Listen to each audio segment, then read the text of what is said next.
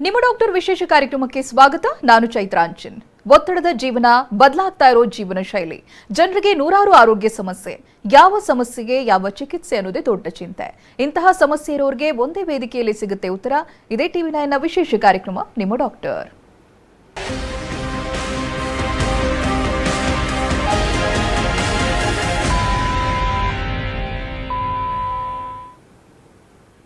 ಆಧುನಿಕ ಜೀವನ ಶೈಲಿಯ ಪರಿಣಾಮ ಇಂದು ಜನ ಮಾರಕ ಕಾಯಿಲೆಗಳಿಗೆ ತುತ್ತಾಗ್ತಾ ಇದ್ದಾರೆ. ಅಂತಹ ಕಾಯಿಲೆಗಳಲ್ಲಿ ಒಂದು ಆರ್ಥ್ರೈಟಿಸ್. ಮನುಷ್ಯನ ದೇಹವನ್ನ ಜರ್ಜರಿತಗೊಳಿಸುವಂತಹ ಕಾಯಿಲೆಗಳಲ್ಲಿ ಆರ್ಥ್ರೈಟಿಸ್ ಅಂದ್ರೆ ಸಂಧಿವಾತವು ಒಂದು. ಮೊದಲೆಲ್ಲ ಆರ್ಥ್ರೈಟಿಸ್ ವೃದ್ಧಾಪ್ಯದಲ್ಲಿ ಕಾಣಿಸಿಕೊಳ್ತಾ ಇತ್ತು. ಮಂಡಿ ಮತ್ತೆ ಸೊಂಟ ಭಾಗದಲ್ಲಿ ನೋವು ಕಾಣಿಸಿಕೊಳ್ಳೋದು ಆರ್ಥ್ರೈಟಿಸ್ನ ರೋಗ ಲಕ್ಷಣ. ಆಧುನಿಕ ಜೀವನ ಶೈಲಿ ಮತ್ತೆ ಕ್ಯಾಲ್ಸಿಯಂ ಕೊರತೆಯಿಂದ ಆರ್ಥ್ರೈಟಿಸ್ ಕಾಣಿಸಿಕೊಳ್ಳುತ್ತೆ. ಆರ್ಥ್ರೈಟಿಸ್ ನೋವುಕಾರಕ ಕಾಯಿಲೆನೇ ಇರಬಹುದು, ಆದರೆ ಸರಿಯಾದ ಮುನ್ನೆಚ್ಚರಿಕೆ ಕ್ರಮ ವಹಿಸಿದ್ರೆ ಈ ಕಾಯಿಲೆಯಿಂದ ದೂರ ಆಗಬಹುದು. ಅಲ್ಲದೆ ಸಮರ್ಪಕ ಚಿಕಿತ್ಸೆ ಪಡೆಯೋದ್ರಿಂದ ಈ ನೋವಿನಿಂದ ಮುಕ್ತಿ ಹೊಂದಬಹುದು. ಹಾಗಾದ್ರೆ ಹೋಮಿಯೋಪತಿಯಲ್ಲಿ ಆರ್ಥ್ರೈಟಿಸ್ಗೆ ಯಾವ ಚಿಕಿತ್ಸೆಗಳಿದಾವೆ? ಈ ಬಗ್ಗೆ ಸಂಪೂರ್ಣ ಮಾಹಿತಿಯನ್ನು ನೀಡೋದಕ್ಕೆ ನಮ್ಮ ಜೊತೆಗಿದ್ದಾರೆ ಹೋಮಿಯೋಕೇರ್ ಇಂಟರ್ನ್ಯಾಷನಲ್ ವೈದ್ಯರಾಗಿರುವ ಡಾಕ್ಟರ್ ರಶ್ಮಿ. ಬನ್ನಿ ಅವರೊಂದಿಗೆ ಮಾತನಾಡೋಣ. ಡಾಕ್ಟರ್ ನಮಸ್ತೆ, ಕಾರ್ಯಕ್ರಮಕ್ಕೆ ಸ್ವಾಗತ ನಿಮಗೆ. Thank you. ಮೊದಲನೇದಾಗಿ ಆರ್ಥ್ರೈಟಿಸ್ ಅಂದ್ರೆ ಏನು ಅಂತ ತಿಳಿಸ್ಕೊಡಿ. ಸೊ ಆರ್ಥ್ರೈಟಿಸ್ ಅಂತ ಹೇಳೋದಾದರೆ inflammation and degenerative disease of the joint ಅಂತ ಹೇಳ್ಬೋದು. ಸೊ ಒಂದು ಮೂಳೆ ಒಳಗಿನ ಸವೆತ ಇರ್ಬೋದು, ಅದ್ರ ಜೊತೆಗೆ ಊತ ಕಾಣಿಸ್ಕೊಳ್ಳುತ್ತೆ, ಉರಿ ಇರುತ್ತೆ. ಸೊ ಇದನ್ನು ನಾವು ಸಂಧಿವಾತ ಅಂತ ಹೇಳ್ತೀವಿ. ಸೊ ಹಲವಾರು ವಿಧಗಳನ್ನ ನೋಡ್ಬೋದು ನಾವು ಆರ್ಥ್ರೈಟಿಸ್ ಅಥವಾ ಸಂಧಿವಾತದಲ್ಲಿ. So there are more than 100 types of arthritis ಅಂತ ಹೇಳ್ತೀವಿ. ಸೊ ಅದರಲ್ಲಿ ಹೆಚ್ಚಾಗಿ ನೋಡುವಂಥದ್ದಾದರೆ ಸೊ ಆಸ್ಟಿಯೋ ಆರ್ಥ್ರೈಟಿಸ್ ಇರ್ಬೋದು, ರುಮೆಟೆಡ್ ಆರ್ಥ್ರೈಟಿಸ್ ಇರ್ಬೋದು, ಇನ್ನು ಸೋರಿಯಾಟಿಕ್ ಆರ್ಥ್ರೈಟಿಸ್ ಇರ್ಬೋದು, ಸೆಪ್ಟಿಕ್ ಆರ್ಥ್ರೈಟಿಸ್ ಅಂತ ಹೇಳ್ತೀವಿ, ಸೀರೋ ನೆಗೆಟಿವ್ ಆರ್ಥ್ರೈಟಿಸ್ ಇರ್ಬೋದು. ಸೊ ಇದನ್ನು ಹೆಚ್ಚಾಗಿ ನಾವು ನೋಡುವಂಥದ್ದು ಡೇ ಟು ಡೇ ಲೈಫ್ನಲ್ಲಿ. ಸೊ ಕೆಲವರಲ್ಲಿ ಅರ್ಲಿ ಏಜಲ್ಲಿ ಕಾಣಿಸ್ತಿದೆ ನವಡೇಸ್. ಸೊ ಆಸ್ಟಿಯೋ ಆರ್ಥ್ರೈಟಿಸ್ ಅಂತ ಹೇಳಿದಾಗ ಸೊ ಯೂಶಲಿ ಒಂದು ಓಲ್ಡ್ ಏಜ್ ಡಿಸಾರ್ಡರ್ ಅಂತ ಇತ್ತು. ಸೊ ಆಫ್ಟರ್ ಒಂದು 60+ ಏಜ್ ಗ್ರೂಪ್ ಆದಮೇಲೆ ಕಾಣಿಸ್ಕೊಳ್ಳುವಂಥದ್ದು. But nowadays we can see in early 25+ age ಗ್ರೂಪಲ್ಲಿ ಕೂಡ ನಾವು ಅರ್ಲಿ ಆಸ್ಟಿಯೋ ಆರ್ಥ್ರೈಟಿಕ್ ಚೇಂಜಸ್ನ ನೋಡ್ಬೋದು. ಸೊ ಹಲವಾರು ಕಾರಣಗಳಿಂದ ಈ ಆಸ್ಟಿಯೋ ಆರ್ಥ್ರೈಟಿಸ್ ಬರ್ಬೋದು ಅಥವಾ ರುಮೆಟೆಡ್ ಆರ್ಥ್ರೈಟಿಸ್ ಬರುವಂಥದ್ದು. ಸೊ ಇನ್ನು ಲೈಫ್ ಸ್ಟೈಲ್ ಡಿಸಾರ್ಡರ್ ಅಂತಲೇ ಹೇಳ್ಬೋದು. ಗೌಟಿ ಆರ್ಥ್ರೈಟಿಸ್ ಅಂತ. ಸೊ ಡ್ಯೂ ಟು ಒಂದು ನಮ್ಮ ಲೈಫ್ ಸ್ಟೈಲ್ ಚೇಂಜಸ್ ಇರ್ಬೋದು, ಫುಡ್ ಹ್ಯಾಬಿಟ್ಸ್ ಇರ್ಬೋದು. ಸೊ ಇದರಿಂದ ಕೂಡ ಈ ಆರ್ಥ್ರೈಟಿಸ್ ಅಥವಾ ಸಂಧಿವಾತವನ್ನು ಹೆಚ್ಚಾಗಿ ನೋಡುವಂಥದ್ದು. ಆ್ಯಂಡ್ ಏಜ್ ಗ್ರೂಪ್ ಅಂತ ತೊಗೊಂಡಾಗ ಸೊ ಆಸ್ಟಿಯೋ ಆರ್ಥ್ರೈಟಿಸ್ನ ನಾವು ಹೆಚ್ಚಾಗಿ ನೋಡ್ತೀವಿ. ಸೊ ಎಸ್ಪೆಷಲಿ ಮಹಿಳೆಯರಲ್ಲಿ ಹೆಚ್ಚಾಗಿ ಕಾಣಿಸ್ಕೊಳ್ಳುವಂಥದ್ದು. 40+ ಏಜ್ ಗ್ರೂಪ್ ಆದಮೇಲೆ ಅವರಲ್ಲಿ ಒಂದು ಕ್ಯಾಲ್ಶಿಯಂನ ಕೊರತೆಯಿಂದ ಆಗಿರ್ಬೋದು ಅಥವಾ ವೈಟಮಿನ್ ಡಿ ಲೆವೆಲ್ಸ್ ಕಮ್ಮಿ ಆಗಿರುವಂಥದ್ದು ಇರ್ಬೋದು. ಸೊ ಅದರಿಂದ ಅರ್ಲಿ ಏಜಸ್ಸಲ್ಲಿ ಕೂಡ ನಾವು ನೋಡುವಂಥದ್ದು. ಅಥವಾ ಅಂಡರ್ಲೈಯಿಂಗ್ ಮೆಟಬಾಲಿಕ್ ಡಿಸಾರ್ಡರ್ಸ್ ಇದೆ, ಥೈರಾಯ್ಡ್ ಸಮಸ್ಯೆಯಿಂದ ಬಳಲ್ತಿದ್ದಾರೆ ಅಥವಾ ಹೈಪರ್ ಟೆನ್ಷನ್ ಇದೆ, ಇನ್ನು ಡಯಾಬಿಟಿಕ್ ಇದೆ. ಸೊ ಅವರಲ್ಲಿ ಆ್ಯಸ್ ಎ ಕಾಂಪ್ಲಿಕೇಶನ್ ಕೂಡ ನೋಡ್ಬೋದು. ಬಿಕಾಸ್ ಆಫ್ ಹೈಪೋಥೈರಾಯ್ಡಿಸಮಲ್ಲಿ ಒಂದು ಮೆಟಬಾಲಿಕ್ ಡಿಸಾರ್ಡರ್ ಆಗಿರುವಂಥದ್ರಿಂದ ಸೊ ಅವರಲ್ಲಿ ಕ್ಯಾಲ್ಶಿಯಂ ಕೊರತೆ ಬೇಗನೆ ಕಾಣಿಸ್ಕೊಳ್ಳುತ್ತೆ. ಸೊ ಅವರಲ್ಲಿ ಹೆಚ್ಚಾಗಿ ನಾವು ನೋಡ್ತೀವಿ ಅರ್ಲಿ ಒಂದು 40+ ಸೊ ಆಸ್ಟಿಯೋಪೊರಟಿಕ್ ಚೇಂಜಸ್ ಇರ್ಬೋದು ಅಥವಾ ಆಸ್ಟಿಯೋಫೈಟ್ಸ್ ಫಾರ್ಮೇಷನ್ ಆಗಿರ್ಬೋದು. ಅರ್ಲಿಯಾಗಿ ನೋಡೋದ್ರಿಂದ ಅಟ್ ದಿ ಏಜ್ ಆಫ್ ಮೆನೋಪಾಸಲ್ಲಿ ಒಂದು ಕ್ವೈಟ್ ಕಾಮನ್ ಆಗಿ ಆರ್ಥ್ರೈಟಿಸ್ನ ನೋಡುವಂಥದ್ದು. ಸೊ ಇನ್ನು ಫ್ಯಾಮಿಲಿ ಹಿಸ್ಟ್ರಿ ಇದ್ದಾಗ ಅನುವಂಶವಾಗಿ ಕೂಡ ಬರ್ಬೋದು, ಚಾನ್ಸಸ್ ಆರ್ ಮೋರ್ ಅಂತ. ಸೊ ಒಬ್ಬೊಬ್ಬರಲ್ಲಿ ಒಂದೊಂಥರ ರೋಗ ಲಕ್ಷಣಗಳು ಕಾಣಿಸ್ಕೊಳ್ಳುತ್ತೆ. ಸೊ ಇನಿಷಿಯಲಿ ಯಾರೂ ಕೇರ್ ಮಾಡೋದಿಲ್ಲ. ಮೋರ್ ಆಫ್ ಒಂದು ಸೆಲ್ಫ್ ಮೆಡಿಕೇಷನ್ನ ತೊಗೊಳ್ಳುವಂಥವ್ರೆ ಹೆಚ್ಚು ಅಂತಲೇ ಹೇಳ್ಬೋದು. ಆ ಪೇಯ್ನ್ ಬಂದಾಗ ಪೇಯ್ನ್ ಕಿಲ್ಲರ್ಸ್ ಇರ್ಬೋದು ಅಥವಾ ಆಯಿಲ್ ಮಸಾಜ್ ಇರ್ಬೋದು. ಸೊ ಅಥವಾ ಹಲವಾರು ಒಂದು ಪ್ರಾಡಕ್ಟ್ಸ್ನ ಯೂಸ್ ಮಾಡ್ತಿರ್ತಾರೆ. ಸೊ ಆ ಟೈಮಲ್ಲಿ ತಕ್ಷಣಕ್ಕೆ ಕಮ್ಮಿ ಆದರೂ ಕೂಡ ಸೊ ಲೇಟೆಸ್ಟ್ ಸ್ಟೇಜಸಲ್ಲಿ ಮೋರ್ ಆಫ್ ಒಂದು ಡಿಜೆನರೇಟಿವ್ ಚೇಂಜಸ್ ಆಗೋದು ಕೂಡ ಹೆಚ್ಚಾಗ್ತಾ ಹೋಗುತ್ತೆ. And later it can lead to several complications if it is untreated ಅಂತ ಹೇಳ್ಬೋದು. Okay doctor, gouty arthritis, osteo arthritis ಅಂತ ಹೇಳ್ತಾ ಇದ್ರಿ. ಎಷ್ಟು ಟೈಪ್ ಆಫ್ ಆರ್ಥ್ರೈಟಿಸ್ ಇದೆ ಅಂತ? So types of the arthritis ಅಂತ ನೋಡೋದಾದರೆ so there are more than 100 types of arthritis ಅಂತ ಹೇಳ್ತೀವಿ.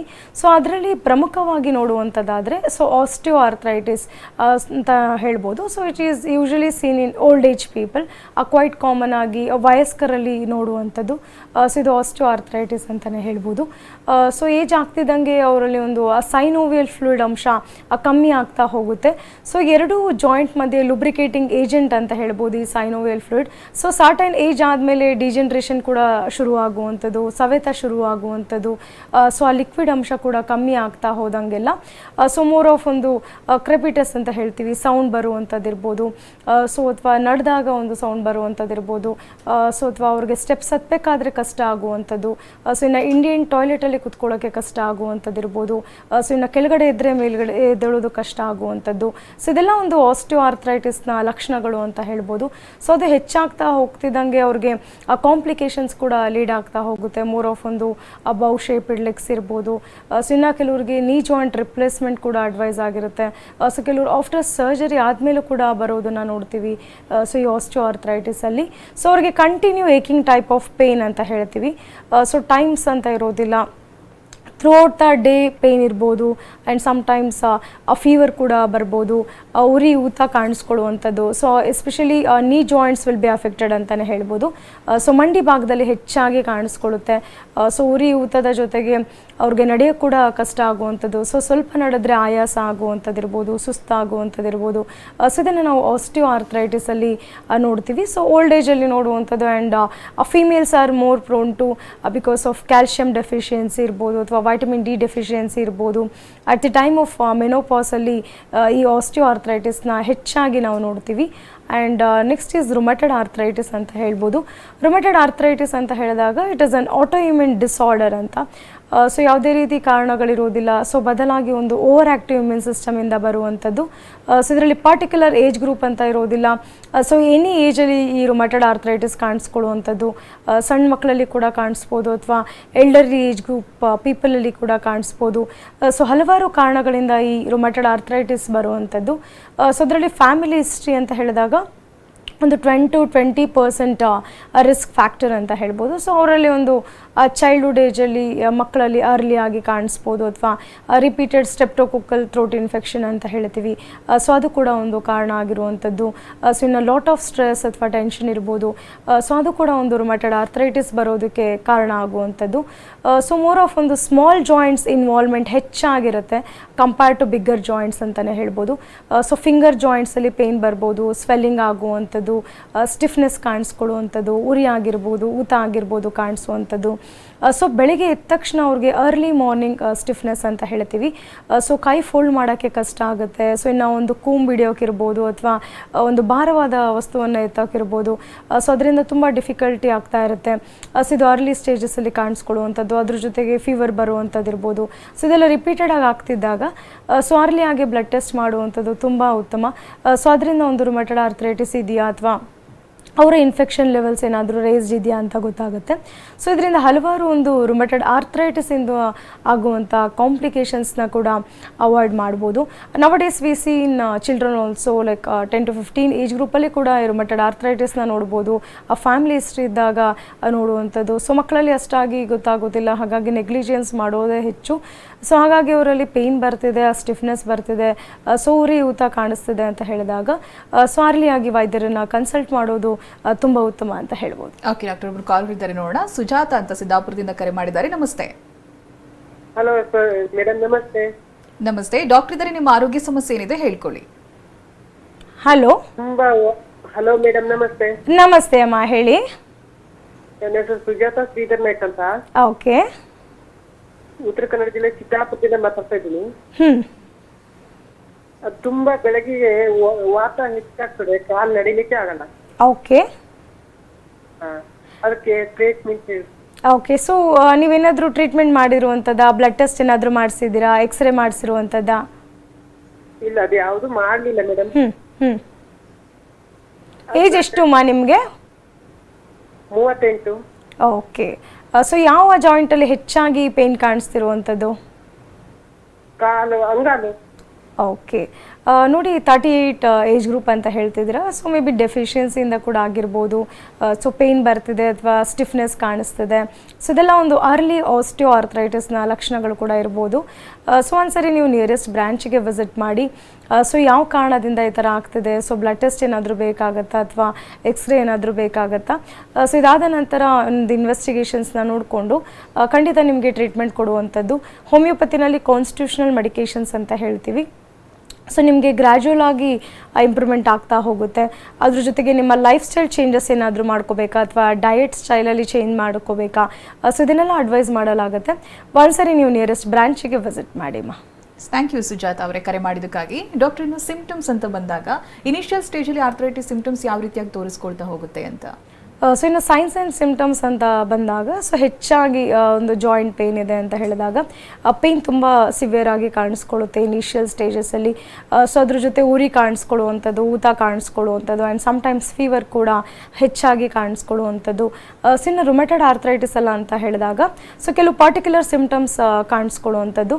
ಸೊ ಅರ್ಲಿ ಮಾರ್ನಿಂಗ್ ಸ್ಟಿಫ್ನೆಸ್ ಅಂತ ಹೇಳ್ತೀವಿ. ಸೊ ಬೆಳಗ್ಗೆ ಎದ್ದ ತಕ್ಷಣ ಅವರಿಗೆ ಆ ಪೇಯ್ನ್ ಆ್ಯಂಡ್ ಇಂಟೆನ್ಸಿಟಿ ತುಂಬ ಹೆಚ್ಚಾಗಿರುತ್ತೆ. ಊತ ಕಾಣಿಸ್ಕೊಳ್ಳುವಂಥದ್ದು ಇರ್ಬೋದು ಅಥವಾ ಒಂದು ಶಿಫ್ಟಿಂಗ್ ಟೈಪ್ ಆಫ್ ಪೇಯ್ನ್ ಅಂತ ಹೇಳ್ತೀವಿ. ಸಮ್ಟೈಮ್ಸ್ ಅವ್ರಿಗೆ ಎಲ್ಬೋ ಜಾಯಿಂಟಲ್ಲಿ ಇತ್ತು ಅಂದರೆ ಇನ್ನು ಕೆಲವರಿಗೆ ವ್ರಿಸ್ಟ್ ಜಾಯಿಂಟಲ್ಲಿ ಇಮಿಡಿಯೇಟಾಗಿ ಶಿಫ್ಟ್ ಆಗುವಂಥದ್ದು ಅಥವಾ ಫಿಂಗರ್ ಜಾಯಿಂಟಲ್ಲಿ ಕಂಟಿನ್ಯೂ ಒಂದು ಏಕಿಂಗ್ ಟೈಪ್ ಆಫ್ ಪೇಯ್ನ್ ಅಂತ ಹೇಳ್ತೀವಿ, ಸಿವಿಯರ್ ಆಗಿ ಕಾಣಿಸ್ಕೊಳ್ಳುತ್ತೆ. ಸೊ ತದನಂತರ ಬಿಸಿಲು ಬಂದ ಮೇಲೆ ಸ್ವಲ್ಪ ಪೇಯ್ನ್ ಬೆಟರ್ ಆಗಿರುತ್ತೆ.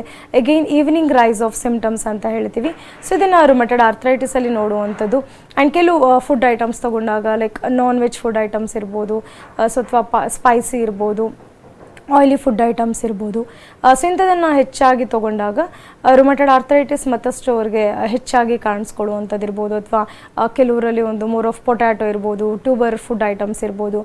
ಸೊ ಇಂಥದನ್ನು ತೊಗೊಂಡಾಗ ಕೂಡ ಆ ಪೇಯ್ನ್ ಜಾಸ್ತಿ ಆಗುವಂಥದ್ದನ್ನ ಅಥವಾ ಇಂಟೆನ್ಸಿಟಿನ ಕೂಡ ನೋಡಿರ್ತೀವಿ. ಸೊ ಆರ್ಥರೈಟಿಸಲ್ಲಿ ಹೆಚ್ಚಾಗಿ ಒಂದು ಸಿವಿಯಾರಿಟಿ ಆಫ್ ಪೇಯ್ನ್ ಸಡನ್ ಆಗಿ ಅಥವಾ ಇಂಟೆನ್ಸ್ ಆಗಿ ಬರುವಂಥದ್ದಾದರೆ ನಾವು ಗೌಟಿ ಆರ್ಥರೈಟಿಸಲ್ಲಿ ನೋಡುವಂಥದ್ದು. So gouty arthritis it is mainly a lifestyle disorder ಅಂತಲೇ ಹೇಳ್ಬೋದು. ಸೊ ಹೆಚ್ಚಾಗಿ ಒಂದು ಪ್ರೋಟೀನ್ ಇಂಟೇಕ್ ಇದ್ದಾಗ ಸೊ ಪ್ಯೂರಿನ್ ನಮ್ಮ ದೇಹದಲ್ಲಿ ಎಕ್ಸ್ಕ್ರೀಷನ್ ಆಗೋದಿಲ್ಲ ಥ್ರೂ ಕಿಡ್ನಿ. ಸೊ ಅದೆಲ್ಲ ಒಂದು ಯೂರಿಕ್ ಆ್ಯಸಿಡ್ ಕ್ರಿಸ್ಟಲ್ಸ್ ಆಗಿ ಕನ್ವರ್ಟ್ ಆಗುತ್ತೆ. So that will be deposited in the joints. So ಅದನ್ನು ನಾವು ಗೌಟಿ ಆರ್ಥರೈಟಿಸ್ ಅಥವಾ ಗೌಟ್ ಅಂತ ಹೇಳ್ಬೋದು. ಸೊ ಸಡನ್ ಆಗಿ ಒಂದು ಇಂಟೆನ್ಸ್ ಪೇಯ್ನ್ ಬರುತ್ತೆ. So as of a sudden ಅವ್ರಿಗೆ ಆ ಪೇಯ್ನ್ ಕಾಣಿಸ್ಕೊಳ್ಳುತ್ತೆ. ಒಂದು ಇಂಟೆನ್ಸಿಟಿ ತುಂಬ ಜಾಸ್ತಿ ಆಗಿರುವಂಥದ್ದು compare to other type of arthritis. Especially great ಟೋನಲ್ಲಿ ಕಾಣಿಸ್ಕೊಳ್ಳುವಂಥದ್ದು, ಕಾಲಿನ ಹೆಬ್ಬೆರಳಲ್ಲಿ ಕಾಣಿಸ್ಕೊಳ್ಳುವಂಥದ್ದು, ಆ ಸ್ವೆಲ್ಲಿಂಗ್ ಇರ್ಬೋದು ಅಥವಾ ಸ್ಟಿಫ್ನೆಸ್ ಇರ್ಬೋದು. ಸೊ ನಾವು ಒಂದು ಹೆಜ್ಜೆ ಕೂಡ ನಡೆಯೋಕ್ಕಾಗೋದಿಲ್ಲ. ಸೊ ಇದನ್ನು ನಾವು ಗೌಟಿ ಆರ್ಥರೈಟಿಸಲ್ಲಿ ನೋಡ್ತೀವಿ. So mainly it is life style disorder ಅಂತ ಹೇಳಿದಾಗ ಮೋರ್ ಆಫ್ ಒಂದು ಹ್ಯಾಬಿಟ್ಸಿಂದ ಹೆಚ್ಚಾಗಿ ಕಾಣಿಸ್ಕೊಳ್ಳುತ್ತೆ. ಎಸ್ಪೆಷಲಿ ಆಲ್ಕೋಹಾಲ್ ಇಂಟೇಕ್ ಇರ್ಬೋದು ಅಥವಾ ಟೊಬ್ಯಾಕೊ ಚೂಯಿಂಗ್ ಇರ್ಬೋದು, ಸ್ಮೋಕಿಂಗ್ ಇರ್ಬೋದು.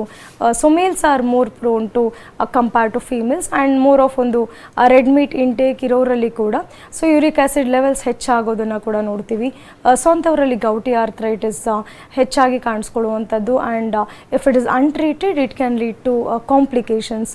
ಮೋರ್ ಆಫ್ ಒಂದು ಗಂಟಾಗಿ ಕಾಣಿಸ್ಕೊಳ್ಳುವಂಥದ್ದು, ಟೋಫೈ ಅಂತ ಹೇಳ್ಬೋದು.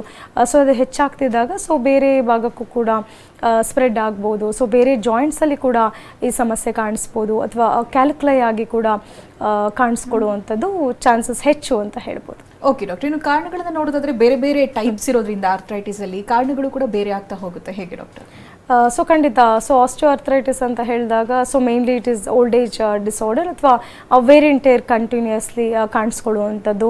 And obesity is also one of the main cause for osteoarthritis ಅಂತ ಹೇಳ್ತೀವಿ. ಸೊ ಅತಿಯಾದ ತೂಕ ಇದ್ದಾಗ ಸೊ ನಮ್ಮ ದೇಹದ ತೂಕ ಯಾವಾಗ ಒಂದು ಹಿಪ್ ಜಾಯಿಂಟ್ ಮೇಲೆ ಬೀಳೋದಕ್ಕೆ ಶುರು ಆಗುತ್ತೋ ಅಥವಾ ಆ knee joint is a weight bearing joint ಅಂತ ಹೇಳ್ತೀವಿ. ಸೊ ಅದ್ರ ಮೇಲೆ ತೂಕ ಹೆಚ್ಚಾಗಿ ಬಿದ್ದಾಗ ಸೊ ಜಾಸ್ತಿ ಆಗುವಂಥದ್ದು ಈ ಆಸ್ಟಿಯೋಆರ್ಥರೈಟಿಸ್ ಸಮಸ್ಯೆ ಅರ್ಲಿ ಆಗಿ ಕಾಣಿಸ್ಬೋದು. ಅರ್ಲಿ ಆಸ್ಟಿಯೋಪೊರೋಟಿಕ್ ಚೇಂಜಸ್ನ ಕೂಡ ನೋಡ್ತೀವಿ. ಜಾಯಿಂಟ್ ಪೇನ್ ಇರ್ಬೋದು, ಸ್ಟಿಫ್ನೆಸ್ ಇರ್ಬೋದು, ಸ್ವೆಲ್ಲಿಂಗ್ ಕಾಣಿಸ್ತಾ ಹೋಗುತ್ತೆ. ಸೊ ಅವರಲ್ಲಿ ಒಂದು ಅತಿಯಾದ ಒಂದು ತೂಕದಿಂದಾಗಿ ಕಾಣಿಸುವಂಥದ್ದೇ ಹೆಚ್ಚು. ಸೊ ಹಾಗಾಗಿ ಅದು ಒಂದು ಕಾರಣ ಅಂತ ಹೇಳ್ಬೋದು. ಸೊ ಇನ್ನು ಹಲವಾರು ರೀತಿಯ ಆರ್ಥರೈಟಿಸ್ನ ನೋಡ್ಬೋದು. ಡ್ಯೂ ಟು ಒಂದು ಇನ್ಫೆಕ್ಷನಿಂದ ಕೂಡ ಈ ಥರ ಸಮಸ್ಯೆ ಕಾಣಿಸ್ಕೊಳ್ಳುತ್ತೆ. ಸಾಫ್ಟ್ವೇರ್ ಒಂದು ವೈರಲ್ ಫೀವರ್ ಅಂತ ಹೇಳ್ತೀವಿ. ಸೊ ಕೆಲವ್ರಿಗೆ ವೈರಲ್ ಫೀವರ್ ಬಂದಿರುತ್ತೆ and along with that joint pain ಕಾಣಿಸ್ಕೊಳ್ಳುತ್ತೆ. ಸೊ ಆ ತಕ್ಷಣಕ್ಕೆ ಸ್ವಲ್ಪ ಬೆಟರ್ ಆಗುತ್ತೆ. ಎಗೈನ್ ಸ್ವಲ್ಪ ದಿವಸಗಳ ಆದಮೇಲೆ ಕೂಡ ಆ ಜಾಯಿಂಟಲ್ಲಿ ಪೇನ್ ಹಾಗೆ ಉಳ್ಕೊಳ್ಳೋದನ್ನ ಕೂಡ ನೋಡಿರ್ತೀವಿ. ಸೊ ಇದನ್ನು ಪೋಸ್ಟ್ ವೈರಲ್ ಆರ್ಥರೈಟಿಸ್ ಅಂತ ಹೇಳ್ತೀವಿ. Like after the affection of dengue fever ಇರ್ಬೋದು ಅಥವಾ ಚಿಕನ್ ಗುನ್ಯಾ ಫೀವರ್ ಇರ್ಬೋದು. ಸೊ ಈ ಥರ ವೈರಲ್ ಇನ್ಫೆಕ್ಷನ್ ಆದಮೇಲೆ ಸೊ ಆ ಜಾಯಿಂಟ್ ಪೇನ್ 2 years ಆಗಿರೋ ಆಗಿರ್ಬೋದು 3 ಇಯರ್ಸ್ ಆಗಿರ್ಬೋದು ಆ ಜಾಗದಲ್ಲಿ ನೋವು ಹಾಗೇ ಇದೆ, ಸೊ ನಡೆಯೋದಕ್ಕೆ ಕಷ್ಟ ಆಗುತ್ತೆ, ಉರಿ ಊತ ಕಾಣಿಸ್ಕೊಳ್ಳುತ್ತೆ, ಸೊ ಇನ್ನು ಚಳಿಗಾಲ ಬಂದಾಗ ಪೇಯ್ನ್ ಜಾಸ್ತಿ ಆಗುತ್ತೆ. ಸೊ ಇದೆಲ್ಲ ಸಿಮ್ಟಮ್ಸ್ ಇದ್ದಾಗ ಮೋರ್ ಆಫ್ ಒಂದು ಪೋಸ್ಟ್ ವೈರಲ್ ಆರ್ಥರೈಟಿಸ್ ಅಂತ ಹೇಳ್ಬೋದು. ಈ ಟ್ರಿಗರಿಂಗ್ ಫ್ಯಾಕ್ಟರ್ ಬಗ್ಗೆ ಏನು ಹೇಳ್ತೀರಾ ಡಾಕ್ಟರ್? ಆರ್ಥರೈಟಿಸ್ನ ಟ್ರಿಗರಿಂಗ್ ಫ್ಯಾಕ್ಟರ್ಗಳು? ಸೊ ಇನ್ನು ಟ್ರಿಗರಿಂಗ್ ಫ್ಯಾಕ್ಟರ್ಸ್ ಅಂತ ಹೇಳಿದಾಗ ಸೊ ಹೆಚ್ಚಾಗಿ ಒಂದು ಡೆಫಿಷಿಯನ್ಸಿ ಕೂಡ ಕಾರಣ ಆಗ್ತಾ ಹೋಗುತ್ತೆ. ಸೊ ನಮ್ಮ ಡೈಲಿ ಇಂಟೇಕ್ ಆಫ್ ಡಯಟಲ್ಲಿ ಸೊ ಕ್ಯಾಲ್ಶಿಯಂನ ಕೊರತೆ ಇದೆ ಅಥವಾ ವೈಟಮಿನ್ ಡಿ ಲೆವೆಲ್ಸ್ ಕಮ್ಮಿ ಇದೆ ಅಂತ ಹೇಳಿದಾಗ ಸೊ ಅದು ಕೂಡ ಒಂದು ಅರ್ಲಿ ಏಜಲ್ಲಿ ಆಸ್ಟಿಯೋಆರ್ಥರೈಟಿಸ್ ಬರೋದಕ್ಕೆ ಕಾರಣ ಆಗುತ್ತೆ. ಸೊ ಹಾಗಾಗಿ ಕ್ಯಾಲ್ಶಿಯಂ ರಿಚ್ ಫುಡ್ ತೊಗೊಳ್ಳುವಂಥದ್ದಿರ್ಬೋದು ಅಥವಾ ಅರ್ಲಿ ಮಾರ್ನಿಂಗ್ ಸನ್ಗೆ ಎಕ್ಸ್ಪೋಜರ್ ಆಗುವಂಥದ್ದು, ಅಟ್ಲೀಸ್ಟ್ ಒಂದು 15 to 20 ಮಿನಿಟ್ಸ್ ವಾಕಿಂಗ್ ಮಾಡೋದ್ರಿಂದ ಸೊ ಸ್ವಲ್ಪ ಮಟ್ಟಿಗೆ ಇಂಪ್ರೂವ್ಮೆಂಟ್ ಆಗುತ್ತೆ. And physical activities also very important. More of ಒಂದು ಸ್ಟ್ಯಾಗ್ನೆಂಟ್ ಲೈಫ್ ಇದೆ, ಸೊ ಯಾವುದೇ ರೀತಿ ಒಂದು ವ್ಯಾಯಾಮ ಇರೋದಿಲ್ಲ, ಸೊ ಅಥವಾ ವಾಕಿಂಗ್ ಇರೋದಿಲ್ಲ, ಸೊ ಅಂಥವರಲ್ಲಿ ಕೂಡ ಹೆಚ್ಚಾಗಿ ನಾವು ನೋಡ್ತೀವಿ ಸೊ ಜಾಯಿಂಟ್ ಪೇಯ್ನ್ ಅಥವಾ ಬ್ಯಾಕ್ ಪೇಯ್ನ್ ಸಮಸ್ಯೆಯನ್ನು. ಸೊ ಅಂಥವರು ರೆಗ್ಯುಲರ್ ಆಗಿ ಎಕ್ಸಸೈಸ್ ಮಾಡೋದು ಕೂಡ ತುಂಬ ಇಂಪಾರ್ಟೆಂಟ್ ಆಗುತ್ತೆ. ಸೊ ಇನ್ನು ಅದರ್ ರಿಸ್ಕ್ ಫ್ಯಾಕ್ಟರ್ ಅಥವಾ ಟ್ರಿಗರಿಂಗ್ ಫ್ಯಾಕ್ಟರ್ಸ್ ಅಂತ ಹೇಳಿದಾಗ ಸೊ ಹೆಚ್ಚಾಗಿ ಲೈಕ್ ಮೋರ್ ಆಫ್ ಗೌಟಿ ಆರ್ಥರೈಟಿಸಲ್ ಅಂತ ಹೇಳಿದಾಗ ಸೊ ಮೋರ್ ರೆಡ್ಮಿಟ್ ಕನ್ಸಂಪ್ಷನ್ ಅದು ಕೂಡ ಒಂದು ಕಾರಣ ಆಗುವಂಥದ್ದು. ಸೊ ಇನ್ನು ಆ್ಯಡೆಡ್ ರೆಡಿಮೇಡ್ ಫುಡ್ಸ್ ಇರ್ಬೋದು ಅಥವಾ ಶುಗರಿ ಫುಡ್ಸ್ ಇರ್ಬೋದು, so maida and starch based food ಇರ್ಬೋದು, ಅಥವಾ ಹೆಚ್ಚಾಗಿ beverages intake like more of ಒಂದು ಕೆಫಿನ್ ಇಂಟೇಕಿಂದ ಆಗಿರ್ಬೋದು. ಸೊ ಅದು ಕೂಡ ಒಂದು ಅರ್ಲಿ ಆಸ್ಟಿಯೋಪೊರೋಸಿಸ್ಗೆ ಟ್ರಿಗರ್ ಮಾಡುವಂಥದ್ದು. ಸೊ ಹಾಗಾಗಿ ಅದನ್ನು ಅವಾಯ್ಡ್ ಮಾಡುವಂಥದ್ದು ತುಂಬ ಉತ್ತಮ ಅಂತ ಹೇಳ್ಬೋದು. ಸೊ ಇನ್ನು ಜಾಯಿಂಟ್ ಪೇಯ್ನ್ ಹೆಚ್ಚಾಗಿ ನಾವು ವಿಂಟರ್ ಅಥವಾ ರೈನಿ ಸೀಸನ್ಸಲ್ಲಿ ನೋಡ್ತೀವಿ ಕಂಪೇರ್ ಟು ಒಂದು ಸಮ್ಮರ್ ಕಂಪೇರ್ ಮಾಡಿದ್ರೆ. ಎಸ್ಪೆಷಲಿ ಸೋರಿಯಾಟಿಕ್ ಆರ್ಥರೈಟಿಸ್ ಕೂಡ ಹೌದು. ಸೋರಿಯಾಟಿಕ್ ಆರ್ಥರೈಟಿಸ್ ನೋಡುವಂಥದ್ದು as a complication of psoriasis ಅಂತ ಹೇಳ್ತೀವಿ, which is a skin disorder. Psoriatic lesions ಜೊತೆಗೆ ಅವ್ರಿಗೆ ಆ ಜಾಯಿಂಟ್ ಪೇನ್ ಇರ್ಬೋದು, ಸ್ಟಿಫ್ನೆಸ್, ಸ್ವೆಲ್ಲಿಂಗ್ ಕಾಣಿಸ್ಕೊಳ್ಳುತ್ತೆ. As a complication of psoriasis ಇದು ಕಾಣಿಸ್ಕೊಳ್ಳುವಂಥದ್ದು. ಸೊ ಆ ಜಾಯಿಂಟಲ್ಲಿ ತುಂಬ ಪೇನ್ ಬರುತ್ತೆ ಅಥವಾ ರೆಸ್ಟ್ರಿಕ್ಟೆಡ್ ಅಥವಾ ಪೇನ್ಫುಲ್ ಮೂಮೆಂಟ್ಸ್ ಅಂತ ಹೇಳ್ತೀವಿ. ಆ ಪರ್ಮನೆಂಟ್ ಫೋಲ್ಡಿಂಗ್ ಕೆಪಾಸಿಟಿನ ಕೂಡ ಕಳ್ಕೊಳ್ತಾರೆ. ಸೊ ಒಂದು ಅರ್ಲಿ ಒಂದು ಡಿಫಾರ್ಮಿಟಿ ಸ್ಟೇಜಸ್ಗೆ ಒಳಗಾಗುವಂಥದ್ದು ಅಥವಾ ಅಂಗವೈಕಲ್ಯಕ್ಕೆ ಒಳಗಾಗುವಂಥದ್ದು ಇರ್ಬೋದು, ಡಿಸಾರ್ಡರ್ಡ್ ಶೇಪ್ ಆಗಿ ಕಾಣಿಸ್ಕೊಳ್ಳುತ್ತೆ. ಸೊ ಇದನ್ನು ಸೋರಿಯಾಟಿಕ್ ಆರ್ಥರೈಟಿಸಲ್ಲಿ ನಾವು ನೋಡ್ಬೋದು. ಸೊ ಅದು ಕೂಡ ಒಂದು ಕಾರಣ ಆಗುವಂಥದ್ದು. ಆ್ಯಂಡ್ ಟ್ರಿಗರಿಂಗ್ ಫ್ಯಾಕ್ಟರ್ಸ್ ಹೆಚ್ಚಾಗಿ ವಿಂಟರ್ ಸೀಸನ್ ಅಥವಾ ಮೋರ್ ಆಫ್ ಒಂದು ರೆಡ್ ಮೀಟ್ ಕನ್ಸಂಪ್ಷನ್ ಇರ್ಬೋದು. ಸೊ ಅದರಿಂದ ಕೂಡ ಹೆಚ್ಚಾಗಿ ಕಾಣಿಸ್ಕೊಳ್ಳುವಂಥದ್ದು. ಆ್ಯಂಡ್ ಅಗೇನ್ ಒಬೆಸಿಟಿ, ಅತಿಯಾದ ಒಂದು ತೂಕ ಕೂಡ ಒಂದು ರಿಸ್ಕ್ ಫ್ಯಾಕ್ಟರ್ ಆಗಿ ಕಾಡುವಂಥದ್ದು. ಸೊ ಹಾಗಾಗಿ weight management is also very important ಅಂತ ಹೇಳ್ಬೋದು. ಓಕೆ ಡಾಕ್ಟರ್, ಇವಾಗ ಜೆನೆಟಿಕ್ ಫ್ಯಾಕ್ಟರ್ಸ್ ಇರುತ್ತಾ? ಅಂದರೆ ತಂದೆ ತಾಯಿಗಿದ್ದಾಗ ನಮ್ಮಲ್ಲಿ ಕಾಣಿಸ್ಕೊಳ್ಳುವಂಥದ್ದಾಗುತ್ತೆ ಡಾಕ್ಟರ್? ಯಾವ ಟೈಪ್ ಆಫ್ ಆರ್ಥರೈಟಿಸ್ ಆ ರೀತಿ ಕಾಣಿಸ್ಕೊಳ್ಳುತ್ತೆ ಅಂತ? ಸೊ ಜೆನೆಟಿಕ್ ಕೂಡ ಒಂದು ಪ್ರಮುಖ ಪಾತ್ರವನ್ನೇ ವಹಿಸುತ್ತೆ ಅಂತ ಹೇಳ್ಬೋದು. ಸೊ ಫ್ಯಾಮಿಲಿ ಹಿಸ್ಟ್ರಿ ಹೆರಿಡಿಟ್ರಿ ಆಗಿ ನಾವು ಹೆಚ್ಚಾಗಿ ನೋಡುವಂಥದ್ದಾದರೆ ರುಮೆಟೆಡ್ ಆರ್ಥರೈಟಿಸ್ನ ನೋಡ್ತೀವಿ, ಇನ್ನು ಗೌಟಿ ಆರ್ಥರೈಟಿಸ್ನ ಕೂಡ ನೋಡ್ಬೋದು. ಸೊ ಅದು ಕೂಡ ಆ್ಯಂಡ್ ಆಸ್ಟಿಯೋ ಆರ್ಥರೈಟಿಸ್ ಇರ್ಬೋದು. ಸೊ ಎಲ್ಲದಕ್ಕೂ ಒಂದು ಫ್ಯಾಮಿಲಿ ಹಿಸ್ಟ್ರಿ ಅಂತ ಹೇಳಿದಾಗ 15 to 20% of the risk factor ಅಂತಲೇ ಹೇಳ್ಬೋದು. Again it depends on their life style. So ಅವರ ಲೈಫ್ ಸ್ಟೈಲ್ ಚೆನ್ನಾಗಿದ್ದಾಗ ಸೊ ಅಥವಾ ಯಾವುದೇ ರೀತಿ ಒಂದು ಡೆಫಿಷಿಯನ್ಸಿ ಆಗಿಲ್ಲ ಅಥವಾ ಅದರ್ ಮೆಟಬಾಲಿಕ್ ಡಿಸಾರ್ಡರ್ಸ್ ಇರೋದಿಲ್ಲ, ಸೊ ಅಂಥವ್ರಲ್ಲಿ ಒಂದು ಕಾಂಪ್ಲಿಕೇಶನ್ಸ್ ಕಮ್ಮಿ ಆಗುತ್ತೆ. ಸೊ ಇನ್ನು ಕೆಲವರಲ್ಲಿ ಅರ್ಲಿ ಏಜಲ್ಲಿ ಆಸ್ಟಿಯೋಆರ್ಥರೈಟಿಸ್ ಇರ್ಬೋದು ಅಥವಾ ಸೊ ಅರ್ಲಿ ಆಗಿ ರುಮೆಟೆಡ್ ಆರ್ಥರೈಟಿಸ್ ಇದೆ ಅಂತ ಹೇಳಿದಾಗ ಸೊ ಅದು ಒಂದು ಮೋರ್ ಆಫ್ ಫ್ಯಾಮಿಲಿ ಹಿಸ್ಟ್ರಿಯಿಂದ ಬರುವಂಥದ್ದು. ಆ್ಯಂಡ್ ವಿ ಸಿ ಒಂದು ರೇರ್ ಕಂಡೀಷನಲ್ಲಿ ಬ್ಲೋ ಸಿಂಡ್ರೋಮ್ ಅಂತ ನೋಡ್ತೀವಿ. So again it is characterized by more of ಒಂದು multiple joint pain along with ಒಂದು ಸ್ವೆಲ್ಲಿಂಗ್ ಇರ್ಬೋದು, ಸ್ಟಿಫ್ನೆಸ್ ಇರ್ಬೋದು. ಸೊ ಯೂಶಲಿ ಚೈಲ್ಡ್ಹುಡ್ಡಲ್ಲಿ ಕಾಣಿಸ್ಕೊಳ್ಳುತ್ತೆ. ಆ ರೇರ್ ಕಂಡೀಷನ್ ಅಂತಲೇ ಹೇಳ್ಬೋದು. ತುಂಬ ಸಫರ್ ಆಗ್ತಿರ್ತಾರೆ, ಮೋರ್ ಆಫ್ ಒಂದು ಇಮ್ಯುನೋಸಪ್ರೆಸೆಂಟ್ಸ್ ಮೆಡಿಕೇಷನ್ಸ್ನ ತೊಗೊಳ್ತಿರ್ತಾರೆ. ಸೊ ಆದರೂ ಕೂಡ ಕಮ್ಮಿ ಆಗ್ತಿರೋದಿಲ್ಲ. ಎಸ್ಪೆಷಲಿ ಮಕ್ಕಳಲ್ಲಿ ನಾವು ನೋಟಿಸ್ ಮಾಡುವಂಥದ್ದು ಅರ್ಲಿ ಏಜಲ್ಲಿ. ಇದರಿಂದ ಅವರ ಡೆವಲಪ್ಮೆಂಟಲ್ ಡಿಲೇ ಇರ್ಬೋದು ಅಥವಾ ಜಾಯಿಂಟ್ಸ್ ಪೇನ್ ಮಲ್ಟಿಪಲ್ ಆಗಿ ಬರ್ಬೋದು, ಸ್ವೆಲ್ಲಿಂಗ್, ಸ್ಟಿಫ್ನೆಸ್ ಕಾಣಿಸ್ಕೊಳ್ಳುವಂಥದ್ದು. ಸೊ ಇದರಿಂದ ಅವರ ಬೆಳವಣಿಗೆ ಕೂಡ ಕುಂಠಿತ ಆಗುವಂಥದ್ದು ಅಥವಾ ಹಲವಾರು ಕಾಂಪ್ಲಿಕೇಶನ್ಸ್ನ ಅರ್ಲಿ ಏಜಲ್ಲೇ ಫೇಸ್ ಮಾಡ್ತಿರ್ತಾರೆ. So again homeopathy can help them because autoimmune disorders ಇರೋದ್ರಿಂದ. ಸೊ ಹೋಮಿಯೋಪತಿನಲ್ಲಿ ಕಾನ್ಸ್ಟಿಟ್ಯೂಷನಲ್ ಟ್ರೀಟ್ಮೆಂಟ್ ಕೊಡೋದ್ರಿಂದ ಗ್ರ್ಯಾಜುವಲ್ ಆಗಿ ಇಂಪ್ರೂವ್ಮೆಂಟ್ನ ಕೂಡ ನೋಡ್ಬೋದು. ಆ್ಯಂಡ್ ಆ ಕಾಂಪ್ಲಿಕೇಶನ್ಸ್ ಅರ್ಲಿ ಆಗಿ ಆಗೋದನ್ನ ಕೂಡ ತಡೆಯುವಂಥದ್ದು. ಓಕೆ ಡಾಕ್ಟರ್, ಬಹಳ ಮುಖ್ಯವಾಗಿ ಹೋಮಿಯೋಕೇರ್ ಇಂಟರ್ನ್ಯಾಷನಲ್ಲಿ ಯಾವುದೇ ಟೈಪ್ ಆಫ್ ಆರ್ಥರೈಟಿಸ್ಗೆ ಯಾವ ರೀತಿಯಾದಂಥ ಟ್ರೀಟ್ಮೆಂಟ್ ಇರುತ್ತೆ, ಆ ಪ್ರಾಸೆಸ್ ಹೇಗಿರುತ್ತೆ ಅಂತ? ಸೊ ಇನ್ನು ಟ್ರೀಟ್ಮೆಂಟ್ ಅಂತ ಹೇಳಿದಾಗ so investigations is also very important. So ಅವ್ರಿಗೆ ಬ್ಲಡ್ ಟೆಸ್ಟ್ ಕೂಡ ಬೇಕಾಗುತ್ತೆ. ಸೊ ಯಾವ ಥರ ಆರ್ಥ್ರೈಟಿಸ್ ಇದೆ, ಸೊ ಯಾವ ಕಾರಣದಿಂದ ಅವ್ರಿಗೆ ಆರ್ಥ್ರೈಟಿಸ್ ಬಂದಿದೆ ಅಂತ ನೋಡುವಂಥದ್ದು. ಸೊ ಇನ್ನು ರುಮಟೆಡ್ ಆರ್ಥ್ರೈಟಿಸ್ ಇದೆ, ಸೊ ಆ ಫೀಚರ್ಸ್ ಎಲ್ಲ ಅವ್ರಿಗೆ ಪ್ರೆಸೆಂಟ್ ಇದೆ ಅಂತ ಹೇಳಿದಾಗ CBC ಇರ್ಬೋದು, ESR ಇರ್ಬೋದು, RF ಫ್ಯಾಕ್ಟರ್ ಅಂತ ಹೇಳ್ತೀವಿ. ಸೊ ಇನ್ನು CRP ಲೆವೆಲ್ಸ್ ಇರ್ಬೋದು, ANA ಟೆಸ್ಟ್ ಇರ್ಬೋದು. ಸೊ ಇದನ್ನು ಬೇಸಿಕ್ ಆಗಿ ಮಾಡಿಸುವಂಥದ್ದು. ಆ್ಯಂಡ್ ಆಸ್ಟಿಯೋ ಆರ್ಥ್ರೈಟಿಸ್ ಇದೆ ಅಂತ ಹೇಳಿದಾಗ ಸೊ ಇನಿಷಿಯಲ್ ಆಗಿ ಎಕ್ಸ್ರೇ ಮಾಡಿಸಿ ನೋಡುವಂಥದ್ದು. ಸೊ ಯಾವ ಗ್ರೇಡಲ್ಲಿದೆ, ಗ್ರೇಡ್ 1 ಆಸ್ಟಿಯೋ ಆರ್ಥ್ರೈಟಿಸ್, ಗ್ರೇಡ್ 2 ಇದೆಯಾ ಅಥವಾ ಸಿವಿಯರ್ ಆಸ್ಟಿಯೋ ಆರ್ಥ್ರೈಟಿಸ್ ಆಗಿದೆಯಾ, ಸೊ ಯಾವ ಸ್ಟೇಜಸ್ಸಲ್ಲಿ ಇದೆ ಅಂತ ತಿಳ್ಕೊಬೇಕಾಗುತ್ತೆ. And some cases can be managed. ಇನ್ನು ಕೆಲವು ಕೇಸಸಲ್ಲಿ ಫ್ಯೂ ಮಂತ್ಸ್ ಟ್ರೀಟ್ಮೆಂಟ್ ಬೇಕಾಗುತ್ತೆ, ಇನ್ನು ಕೆಲವರಿಗೆ ಫ್ಯೂ ಇಯರ್ಸ್ ಕೂಡ ಅಡ್ವೈಸಬಲ್ ಅಂತ ಹೇಳ್ಬೋದು. ಓಕೆ ಡಾಕ್ಟರ್, ಇವತ್ತಿನ ಕಾರ್ಯಕ್ರಮದಲ್ಲಿ ಆರ್ಥ್ರೈಟಿಸ್ ಬಗ್ಗೆ ಬಹಳ ವಿವರವಾಗಿ ಮಾಹಿತಿಯನ್ನು ತಿಳಿಸ್ಕೊಟ್ಟಿದ್ದಾರೆ. ಧನ್ಯವಾದಗಳು. Thank you. ಇದುವರೆಗೆ ನಮ್ಮ ಜೊತೆಗಿದ್ದು ಹೋಮಿಯೋಕೇರ್ ಇಂಟರ್ನ್ಯಾಷನಲ್ ವೈದ್ಯರಾದ ಡಾಕ್ಟರ್ ರಶ್ಮಿ ಅವರು. ನೇರ ಭೇಟಿಗಾಗಿರುವಂತಹ ವಿಳಾಸವನ್ನು ನೋಟ್ ಮಾಡಿಕೊಳ್ಳಿ. Homeocare International private limited Bengaluru ಶಾಖೆಗಳು ಜಯನಗರ, ಮಲ್ಲೇಶ್ವರಂ, ಇಂದಿರಾನಗರ, HSR ಲೇಔಟ್. ಇತರ ಶಾಖೆಗಳು ದಾವಣಗೆರೆ, ಬೆಳಗಾವಿ, ಹುಬ್ಬಳ್ಳಿ, ಶಿವಮೊಗ್ಗ, ತುಮಕೂರು, ವಿಜಯಪುರ, ಬೀದರ್, ಹಾಸನ, ಮೈಸೂರು, ಮಂಗಳೂರು, ಕಲಬುರಗಿ, ಬಳ್ಳಾರಿ. ದೂರವಾಣಿ ಸಂಖ್ಯೆ 9550001133 ಅಥವಾ 180010081212.